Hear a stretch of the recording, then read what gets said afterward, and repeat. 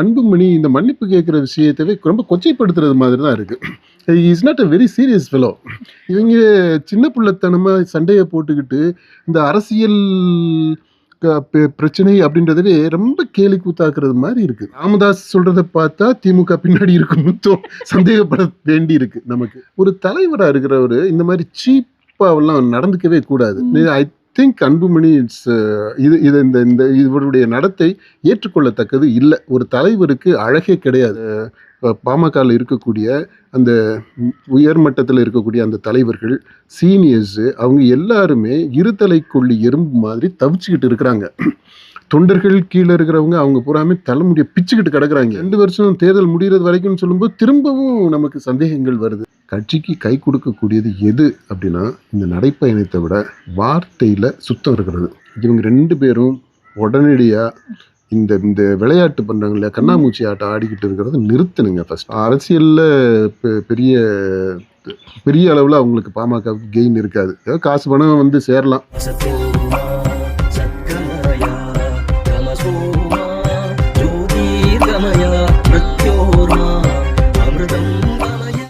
போக போக தெரியும் இந்த பாட்டுலாம் பயங்கரமா இருக்குது. பாட்டெல்லாம் இது ஐயா பாடின பாட்டு இல்ல. ஆமா, நானும் ட்ரை பண்ணி பாக்குறேன். நம்ம பாட்டு பெரிய பாடல்ல இருக்கு. பாட்டு ஒரு வரி கூட பாட முடியல. ராமதாஸ் ஐயா பாடும் பெரும்பாடா இருக்கு. அவர் பாடுமே பெரிய பாடாத்தான் இருக்கு. ஏன்னா இருந்தாலும் அவர் மகன் தான் மன்னிப்பு கேட்கிறேன்னு சொல்லிட்டாராம்ல. அதுக்குதான் அவர் இந்த பாட்டை பாடி இருக்கிறாரு. சொல்லுங்க. அதான் செய்தியாளர்கள் வந்து கேள்வி கேட்கிறாங்க, அவர் வந்து மன்னிப்பு கேட்கிறேன் இருக்கிறாரு, இதுவே போதுமா இல்ல நேர்ல வந்து மன்னிப்பு கேட்கணுமா அப்படின்னு கேட்கறாங்க. அதுக்குதான் வந்து இந்த பாட்டை பாடுறாரு. போக போக தெரியும்ன்றாரு. இதுல அன்புமணி மன்னிப்பு கேட்கிறாரா, அப்பா என்ன மன்னிச்சிருங்க அப்படின்றாரா, இல்லை அப்பாட்ட நான் மன்னிப்பு கேட்குறேன் அப்படின்றாரா, தேர்ட் பர்சனில் சொல்கிறாரா, டிரெக்டாக சொல்கிறாரா, என்ன விவரன்றது அதில் நீங்கள் பாருங்கள். அன்புமணி இந்த மன்னிப்பு கேட்குற விஷயத்தவே ரொம்ப கொச்சைப்படுத்துறது மாதிரி தான் இருக்குது. Is not a very serious fellow. எல்லாத்தையுமே ரொம்ப காமெடியாக பண்ணுறது மாதிரி தான் தெரியுது. மன்னிப்பு கேட்குறாரு அப்படின்னா அப்பாட்ட அதுவும் சொல்கிறாரு. இன்னொரு இடத்துல சொல்லும்போது அப்பாட்ட புள்ள மகன் மன்னிப்பு கேட்குறதுக்கு ஒன்றும் தப்பு இல்லை, அதனால நான் மன்னிப்பு கேட்பேன் அப்படின்றாரு. அப்படி சொல்லிட்டு அப்பா நீங்கள் உடம்ப பார்த்துக்குங்க அப்படின்றாரு. இவர் வந்து ஒரு தலைவராக, கட்சியினுடைய தலைவராக இருந்து அப்பா அவர் என்ன அதாவது நிறுவனர் என்ன சொல்கிறாரோ அதை அவருடைய கனவுகளை லட்சியங்கள் எல்லாத்தையும் நான் நிறைவேற்றேன் அப்படின்றாரு. ராமதாஸ் என்ன சொல்றாரு, ஒன்னே ஒண்ணுதான், நீ தலைவர் இல்ல, செயல் தலைவராக இருந்துக்க அப்படின்றாரு. செயல் தலைவர் நீ ஒத்துக்கிட்டா பிரச்சனை இல்லை அப்படின்றதான் திரும்ப திரும்ப சொல்லி இருக்கிறாரு. இவர் விடாக்கண்டம் கொடாக்கண்டம் மாதிரி திரும்ப அடம் பிடிச்சிக்கிட்டே இருக்கிறதுனால ஒரு இந்த பேம்பர்டு சைல்டு வீட்டில் வந்து பார்த்தீங்கன்னா ஓவரா செல்லம் கொடுத்து வளர்த்த பிள்ளை பாருங்க, கடைசி வரைக்குமே அடங்கவே அடங்காது. அந்த பிடிவாதத்திலேருந்து கொஞ்சம் கூட இறங்கவே செய்யாது. அழுது அழிச்சாட்டியம் பண்ணி எப்படியாவது அது காரியத்தை சாதிக்கணும்னு தான் பார்க்கும். நம்ம ஜீவன்லாம் இருக்காங்க இல்லையா உங்க பிள்ளை, என்ன நானே நேரடியாக பார்த்துருக்கிறேனே. அது மாதிரி ஓவரா பேம்பர் பண்ணுற பிள்ளைங்களுடைய பிரச்சனையே அதுதான். அது மாதிரி இவர் எல்லாம் நான் செய்கிறேன், ஆனால் நீ சொன்னதை மட்டும் செய்ய மாட்டேன், மீதி எல்லாத்தையும் செய்கிறேன்னா அது என்னங்க மன்னிப்பு கேட்குறதுக்கு என்ன அர்த்தம்? அது இதை மன்னிப்பு இல்லை, இது மன்னிப்பு அவர் கேட்கவே இல்லை. அதனால் அன்புமணி இந்த விஷயத்தில் மன்னிப்புன்றதவே கொச்சைப்படுத்தக்கூடிய விதத்தில் தான் அவர் நடந்துக்கிறார். அடுத்து பார்த்தீங்கன்னா, இந்த பாமக நடக்கிற சூழ்ச்சிகளுக்கெல்லாம் வந்து திமுக தான் பின்னாடி இருக்குது அப்படின்னு சொல்லிட்டு இவர் அன்புமணி சொல்றாரு. ஆனால் வந்து ராமதாஸ் ஐயா அது மறுக்கிறாரு. திமுக வந்து பின்னாடி இல்ல அப்படின்னு சொல்லி அப்பட்டமான போய் கடஞ்செடுத்த பொய்யா என்ன சொல்றது, கடஞ்செடுத்த போய் திருப்பி அப்பட்டமான பொய் அப்படின்றாரு. இது அதாவது பாமகவில் இன்றைக்கு நடக்கக்கூடிய பிரச்சனைகளுக்கு எல்லாமே திமுக தான் காரணம் அப்படின்றதுக்கு தான் ராமதாஸ் அப்படி இல்லை அப்படின்றாரு. ஆனால் அன்புமணி இன்னொரு விஷயம் சொல்றாப்புல, வரலாற்று ரீதியா எடுத்துக்கிட்டு 1957 57 தேர்தல், சட்டமன்ற தேர்தல், 62 நடந்த சட்டமன்ற தேர்தல், 67 நடந்த சட்டமன்ற தேர்தல், இதெல்லாம் 1900 67ல் தான் திமுக ஜெயிக்குது. அண்ணாதுரை தலைமையில் திமுக ஜெயிச்சு ஆட்சிக்கு வர்றாங்க. அந்த 3 தேர்தல்லையும் பார்த்தா திமுக அதிகமான இடங்களில் ஜெயிச்சிருக்கு அப்படின்னா அது எல்லாமே வட மாவட்டங்கள்னா வன்னியர்கள் அதிகமாக இருக்கக்கூடிய மாவட்டங்கள்.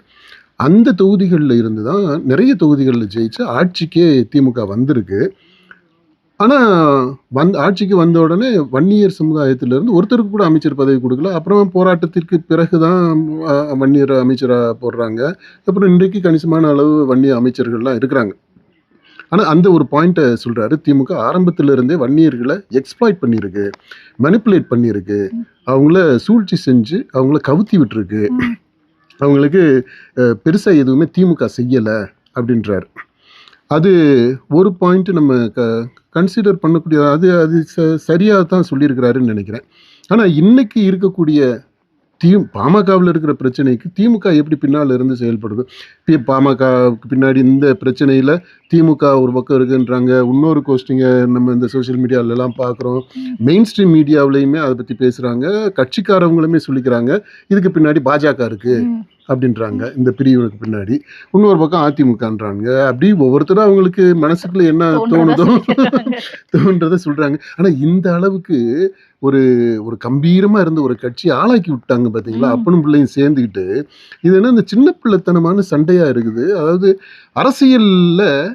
அரசியல் கட்சிகளுக்கு உள்ள வரக்கூடிய உட்கட்சி குழப்பம் அப்படின்றது பெரிய டேர்மாக இருக்குது.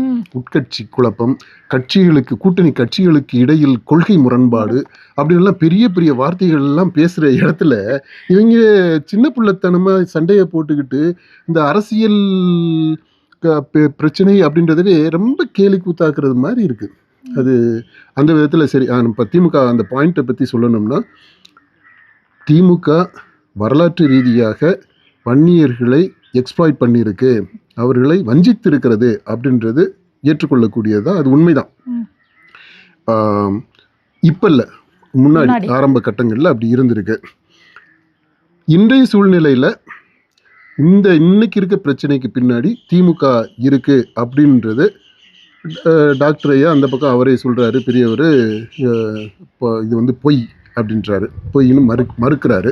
அதனால திமுக நன்மையும் இல்லை அப்படிங்கிறது எனக்கு என்னன்னா, அவரு 3 தடவை அதை சொல்றாரு. அப்பட்டமான பொய், கடைஞ்ச எடுத்த பொய், அப்புறம் திரும்ப அப்பட்டமான பொய் அப்படின்னு சொல்லும் போதே பார்க்குறவங்களுக்குமே ஒரு சந்தேகம் வரும் இல்லை, எதுக்கு அது பொய்னா ஒரு தடவை இல்லைங்க அது பொய் அப்படின்னு சொல்லிட்டு போயிடலாம். அது 3 தடவை சொல்லும்போது இப்போ அன்புமணி சொல்றது பொய் அப்படின்னு சொல்றாரா, இல்லை இது உண்மை அப்படின்றது இவர் மறைக்கிறாரா? அதனால இந்த ஒரு விஷயத்தை அளவுக்கு அதிகமாக எம்பசைஸ் பண்ணும்போதோ அல்லது இவர் கிண்டல் பண்ணுறாரு, இது எல்லாத்தையுமே ஒரு ஜோக் ஆக்குறாங்க. இவர் அன்புமணி இந்த பக்கம் ஜோக் அடிக்கிறாரு, இவர் ராமதாஸ் அந்த பக்கம் ஜோக் அடிக்கிறாரு. இப்படி மாறி மாறி ஜோக் அடிச்சுக்கிட்டு கிண்டல் பண்ணிக்கிட்டு இருக்கிறாங்க அப்படின்னு தான் அர்த்தமாயிரும். அதனால இதுக்கு பின்னாடி திமுக இருக்கலாம். அதாவது ராமதாஸ் சொல்றதை பார்த்தா திமுக பின்னாடி இருக்குன்னு சந்தேகப்பட வேண்டி இருக்கு நமக்கு. அன்புமணி சொல்லும்போது கூட சரி ஏதோ அவர் உணர்ச்சி வசப்பட்டு சொல்றாரு, ஜி.கே. மணி மேல இருக்கிற கோபத்துல சொல்றாப்ல அப்படின்னு நம்ம எடுத்துக்கலாம். ஆனா டாக்டர் ராமதாஸ் அவர் சொல்றதை பார்த்தோம்னா ஒருவேளை திமுக இருக்கலாம் போல தெரியுது அப்படின்னு ஒரு கமா போடுறது மாதிரி தான் இருக்கு, இல்லை 3 டாட் வைக்கிறது மாதிரி தான் இருக்கு, ஃபுல் ஸ்டாப் எல்லாம் வைக்க முடியாது.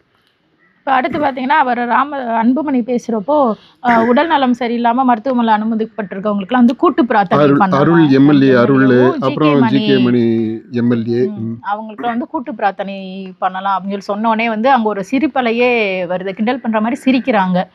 ஆமாம், இல்லை இவருமே அன்புமணி சொல்லும் போதுமே அப்படி முகத்தை கொஞ்சம் சீரியஸாக வச்சுக்கிறது மாதிரி அப்படி வச்சுக்கிட்டு ஜோக் அடிக்கணுன்றதுக்கு தான் அதை செய்யறாப்புல. அதாவது என்னன்னா கிண்டலா குத்தி காட்டுறாராம், இங்க உள்ள இருந்துக்கிட்டு நீங்க வர முடியல, நீங்க எதுக்காக வரலன்றது எங்களுக்கு எல்லாருக்குமே தெரியும் அப்படின்றத. ஒரு தலைவரா இருக்கிறவரு இந்த மாதிரி சீப்பாவெல்லாம் நடந்துக்கவே கூடாது. ஐ திங்க் அன்புமணி இவருடைய நடத்தை ஏற்றுக்கொள்ளத்தக்கது இல்லை. ஒரு தலைவருக்கு அழகே கிடையாது. இந்த மாதிரியான சின்ன பிள்ளைத்தனமா நடந்துக்கிறதுக்காகவே அவர் தலைவராக இருக்கிறதுக்கு லாய்க்கு இல்லை அப்படின்னு ராமதாஸ் சொல்றாரு பார்த்தீங்களா. அதை உறுதி செய்யறது மாதிரி தான் இருக்கு. அது 2 பேரும் உடம்பு சரியில்லைன்ட்டு ஆஸ்பத்திரியில் போய் படுத்துக்கிறாங்க அப்படின்னா அது பொய்யாகவே இருக்கட்டுமே. போயிட்டாங்கன்னா அப்போ என்ன அர்த்தம்? நீ கூப்பிட்ட கூட்டத்துக்கு வரல. ஏற்பாடு பண்ண ம். அந்த கூட்டத்துக்கு அவங்க வரல அப்படின்னு உன் முன்னாடி உன்கிட்ட வந்து இந்த கூட்டத்துக்கு நான் வரல அப்படின்னு சொல்லக்கூட முடியல. ம்.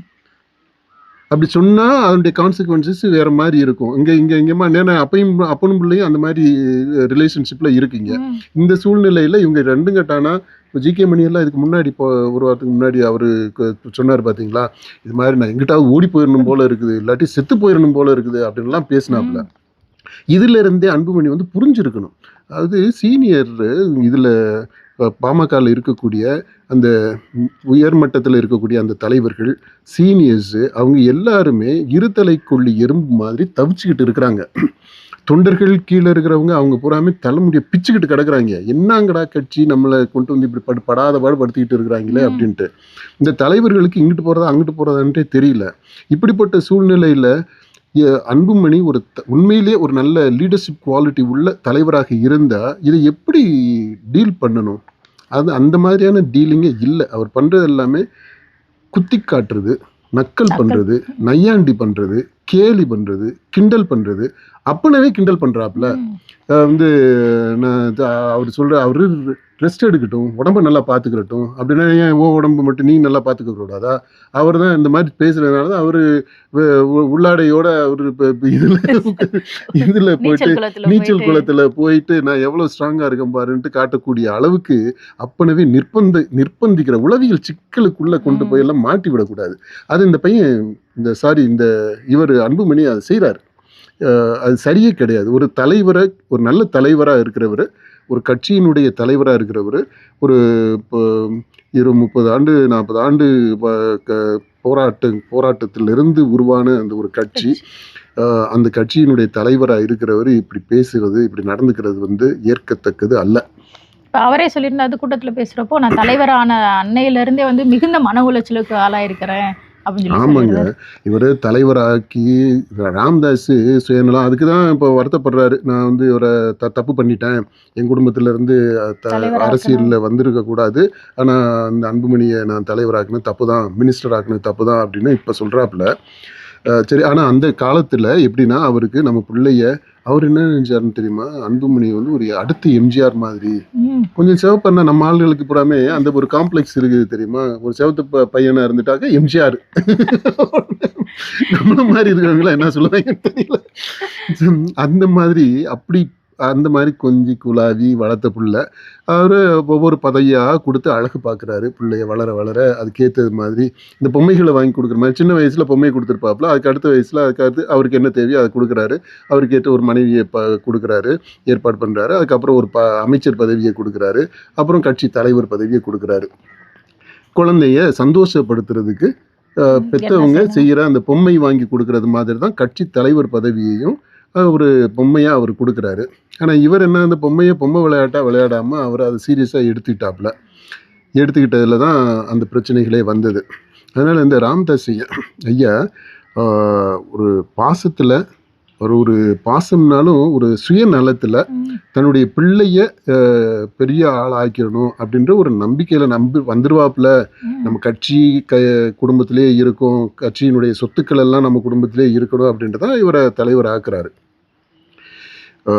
அதனால இவர் கொடுத்த அந்த தலைவர் பதவி அவரே விரும்பி கொடுத்தது. ம். ஆனா அந்த கட்சி தலைவர் பதவிக்கு இவர் தகுதி உள்ளவரா, அந்த லீடர்ஷிப் குவாலிட்டியோட இருக்கிறாரா அப்படின்ற அந்த சந்தேகம் அவருக்கே வந்துருச்சு ராமதாஸ்க்கு. ம். ம். இப்ப அந்த மாதிரி அந்த சந்தேகம் வந்ததுனால தான் இப்ப என்ன சொல்றாரு, நீ வந்து செயல் தலைவரா இருந்துக்க, நான் தலைவரா இருந்து அட்லீஸ்ட் இந்த தேர்தல் வரைக்கும் அவர் சொல்றது ம். தேர்தல் வரைக்கும் அப்படின்னு சொல்றாப்புல. அங்கேயுமே கூட தேர்தல் வரைக்கும் அப்படின்னு ஏன் சொல்லணும்?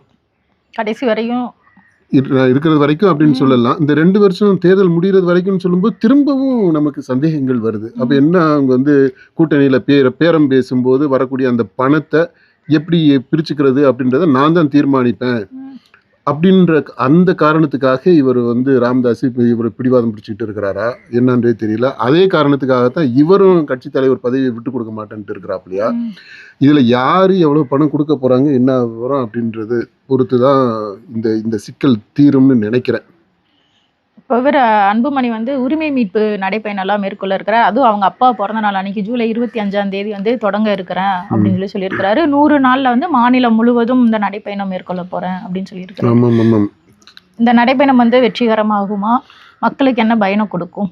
இவர் நடைப்பயணம் எப்படி இந்த ராகுல் காந்தி நடைப்பயணம் மாதிரி இருக்குமா, அல்லது நம்ம அண்ணாமலை நடைப்பயணம்னு சொல்லிட்டு அப்படி கார்லேயே போயிட்டு அந்த ஊர்கிட்ட வந்த உடனே கொஞ்சம் தூரம் நடந்துட்டு அப்புறம் திரும்ப கார்லேயே போயிடுறது, அந்த மாதிரியான நடைப்பயணமாக இருக்குமா, இல்லை ராமதாஸுடைய நடைப்பயணம், ஒரிஜினல் ராமதாஸ் அந்த காலத்தில் அவர் மேற்கொண்ட நடைப்பயணம். அவர் சொல்கிறார் பார்த்தீங்களா, இந்த தமிழ்நாட்டில் இருக்க எல்லா கிராமங்கள்லையுமே என்னுடைய கால் பட்டிருக்கு அப்படின்ட்டு, அந்த மாதிரியான நடைப்பயணமாக இருக்குமா அப்படின்றது தெரியல.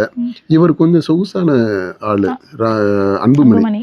அதனால அவர் நடைப்பயணம் எல்லாம் 100 நாள் போறதுன்றதெல்லாம் நடைப்பயணத்தை கிண்டல் பண்றது மாதிரி தான் இருக்கும்னு எனக்கு தோணுது. ஏன்னா நிறுவனரை கிண்டல் பண்றாரு, கட்சியில் இருக்கக்கூடிய மூத்த நிர்வாகிகளை கிண்டல் பண்றாப்புல, அடுத்து அப்பா சொல்றத நான் செய்வேன் அப்படின்றாரு. ஆனா அப்பா என்ன சொல்றாரு, நீ செயல் தலைவராக இருப்பா, மற்றதை நான் பார்த்துக்கிறேன் அப்படின்றாரு. இல்லை, ஆனா நான் தலைவராக மட்டும்தான் இருப்பேன், தலைவராக இருந்துக்கிட்டு நான் எல்லாத்தையுமே செய்கிறேன் அப்படின்றாரு.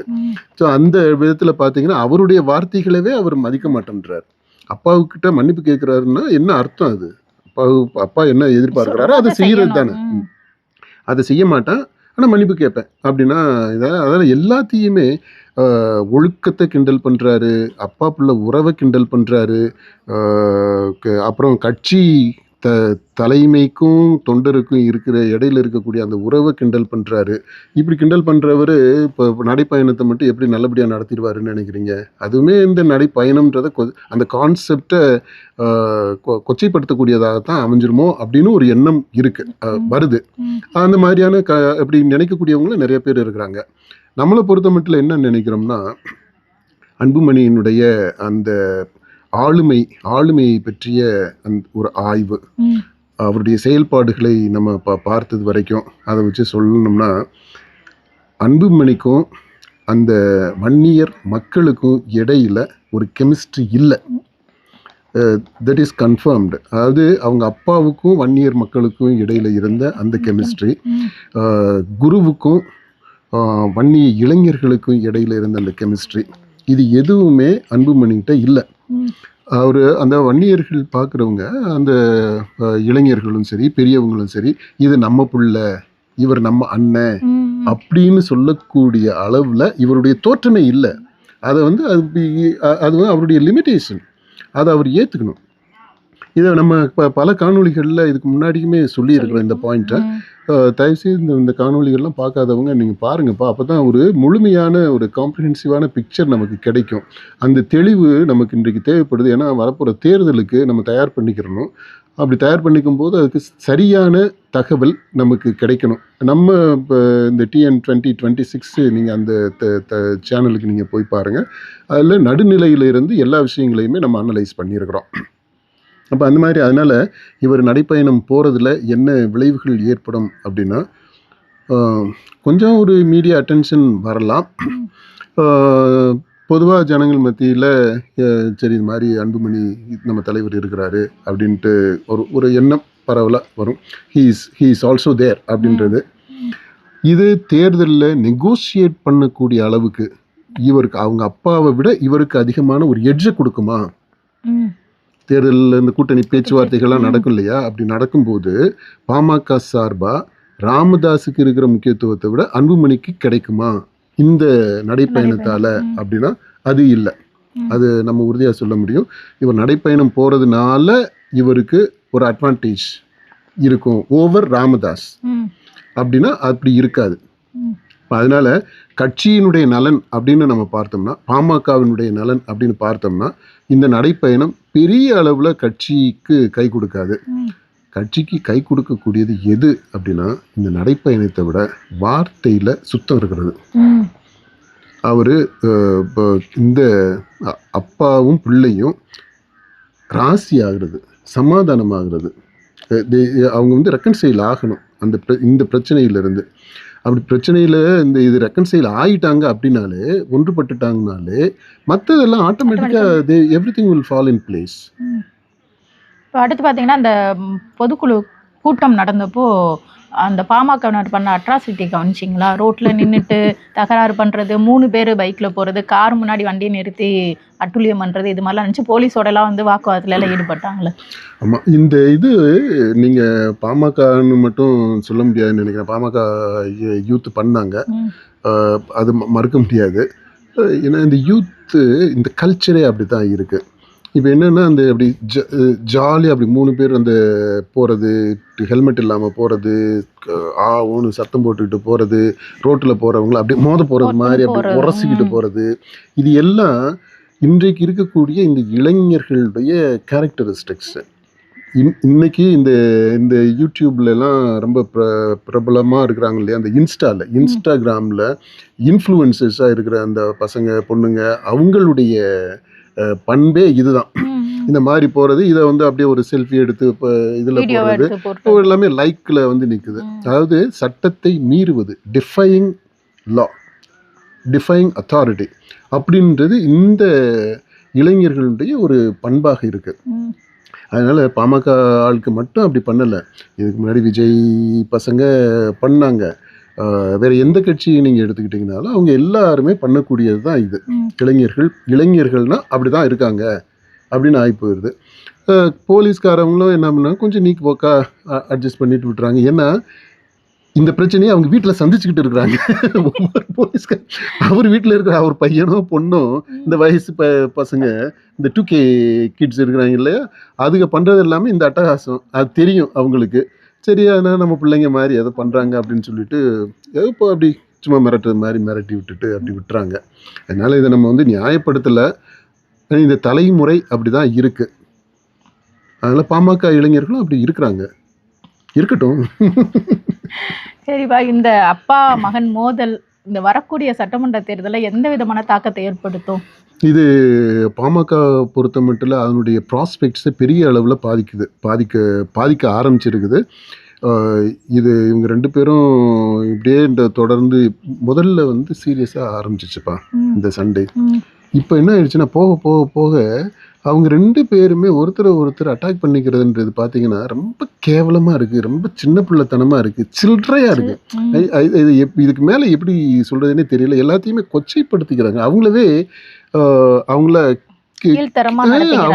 ஆமாம், ரொம்ப ரொம்ப அது என்ன சொல்கிறது, என்னை மதிக்காதீங்கடா, நாங்கள் அப்படி தான் அப்படின்னு சொல்கிறது மாதிரி இருக்குது. இது வந்து இப்போ பொதுமக்கள் மத்தியிலையுமே இப்போ இந்த நடத்தையெல்லாம் பார்க்கக்கூடியவங்க, இந்த அரசியலில் கொஞ்சம் ஆர்வம் உள்ளவங்க இது எல்லாத்தையும் பார்க்கும்போது ரொம்ப எச்சக்காரி துப்புறது மாதிரி தான். Sorry to use this term, ஆனால் அந்த மாதிரி தான் அவங்களுடைய பிஹேவியரே இருக்குது. அதனால அந்த டோட்டல் இமேஜ், ராமதாஸ் இமேஜும் சரி, அன்புமணி இமேஜும் சரி, அன்புமணிக்கு பெரிய இமேஜ் இருந்ததில்லை. அவர் மினிஸ்டராக இருக்கும்போது கொஞ்சம் இருந்துச்சு, ஆனால் அதுக்கப்புறம் வந்து ஒன்றும் பெருசாக அவர் ஒன்றும் செய்யலை. அதனால் அந்த ராமதாஸுடைய இமேஜ் டோட்டலாக இன் ஷாம்பிள்ஸ், ரொம்ப அப்படியே சிதறி போய் கிடக்கு. இதிலேருந்து கட்சி மீளணும், கட்சின்னு ஒன்று இருக்குது. நாங்கள் வந்து வன்னியர்கள் மத்தியில் இப்போ ரொம்ப முக்கியமான ஒரு கட்சி, வன்னியர்களுடைய நலனை ரெப்ரசன்ட் பண்ணக்கூடிய ஒரு கட்சி நாங்கள் தான், எங்களை விட்டுட்டு நீங்கள் எதுவும் பண்ண முடியாது வட மாவட்டங்களில் அப்படின்னு சொல்லக்கூடிய அளவுக்கு இந்த கட்சி வரணும். வருமானதே சந்தேகம்தான். ஒரு வேளை அந்த அளவுக்கு வரணும் அப்படின்னா இவங்க 2 பேரும் உடனடியாக இந்த விளையாட்டு பண்ணுறாங்க இல்லையா, கண்ணாமூச்சி ஆட்டம் ஆடிக்கிட்டு இருக்கிறத நிறுத்தணுங்க. ஃபஸ்ட்டு இவங்க 2 பேரும் இவங்க 2 பேரும் கண்ணாமூச்சி ஆட்டத்தை நிறுத்தணும். அது நிறுத்தினா தான் கட்சியை காப்பாற்ற முடியும், அவங்களுடைய மானத்தையே காப்பாற்ற முடியுங்க. விழா 2 பேருமே அந்த மானத்தை இழக்கிறது மாதிரி தான் இருக்குது. தலைவர்கள்ன்றதை கூட விடுங்க, மனிதர்களாகவே சாதாரண சொல்லும்போது எப்படி பப்ளிக்கில் போயிட்டு இப்படி பேசிக்கிட்டு மாறி மாறி குற்றம் சாட்டிக்கிட்டு இருக்க முடியும்? இட்ஸ் ரொம்ப அவமானமா இல்லையா? அதனால் வரப்போகிற தேர்தலில் பாமகன்னு ஒரு கட்சி நெகோசியேட்டிங் டேபிளுக்கு திமுக கூடவோ அதிமுக கூடவோ அந்த ஏதோ ஒரு கட்சி கூட, இப்போ திமுக கூட கொஞ்சம் நெருக்கம் காட்டுறது மாதிரி தெரியுது. ஒரு பிரிவு அப்பா பிரிவு, மகன் பிரிவு, இந்த பக்கம் பாஜக விட்டுட்டு வெளியில் வர முடியாத ஒரு சிக்கலில் மாட்டிக்கிட்டது மாதிரி இருக்குது. ஸோ இந்த மாதிரி இதெல்லாம் கடந்து பாமகவா நெகோசியேட் பண்ணுறதுக்கு தகுதியுள்ள ஒரு கட்சியாக தங்களை நிறுவனம்னாலே அந்த நிலம் இன்னும் வரல. அதுலேருந்து கீழே போய்கிட்டு தான் இருக்காங்க. இப்போ வந்து இன்னும் கீழே போயிருக்கிறாங்க. இதுலேருந்து மீண்டு வந்து நிற்கணும் அப்படின்றதுக்கே கொஞ்சம் டைம் எடுக்கும். அதுக்கு செய்ய வேண்டிய முதல் காரியம் இவங்க 2 பேரும் சமாதானமாகணும். இந்த பிரச்சனையை சால்வ் பண்ணியே ஆகணும். அப்படி இல்லைன்னா அரசியலில் பெரிய பெரிய அளவில் அவங்களுக்கு பாமகவுக்கு கெயின் இருக்காது. ஏதாவது காசு பணம் வந்து சேரலாம். அடுத்து இன்னும் ஒரு 2 தலைமுறைக்கு தேவையான சொத்துக்களை வேணால் சம்பாரிச்சுக்கலாம். இப்போ இருக்கிறதுக்கு மேலே டபுள் மடங்கு பணம் கூட வந்தாலும் வரும். ஆனால் அதை தாண்டி அரசியலில் பெரிய அளவில் தாக்கத்தை ஏற்படுத்த முடியாது.